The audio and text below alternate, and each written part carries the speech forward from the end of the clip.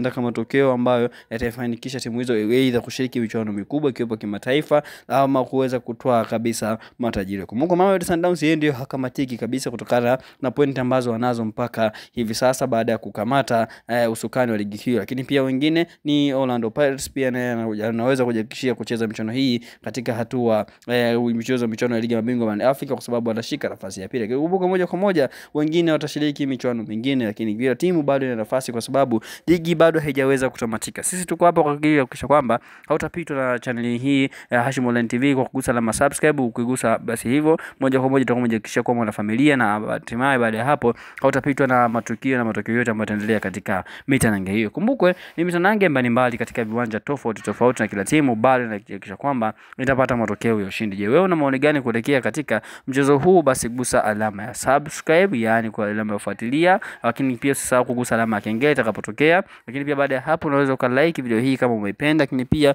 usisahau kushare ili wengine waweze kuhabarika zaidi ama waweze kupata matukio na matokeo yatakayoendelea katika mtanange huu. Lakini pia bila kusahau unaweza kuweka maoni yako hapo chini kwenye sehemu ya comment section. Lakini pia baada ya kuweka maoni hayo, sisi tutajaribu kupitia maoni ya mtu mmoja. Tuambie unadhani timu hizi zitamaliza katika nafasi gani? Weka maoni yako hapo chini. Lakini pia bila kusahau ni nani amekuonyesha kiwango kizuri zaidi katika msimu huu. Lakini pia moja kwa moja kumbukwe baada ya msimu kumalizika ni mwendo wa tuzo. Tuweke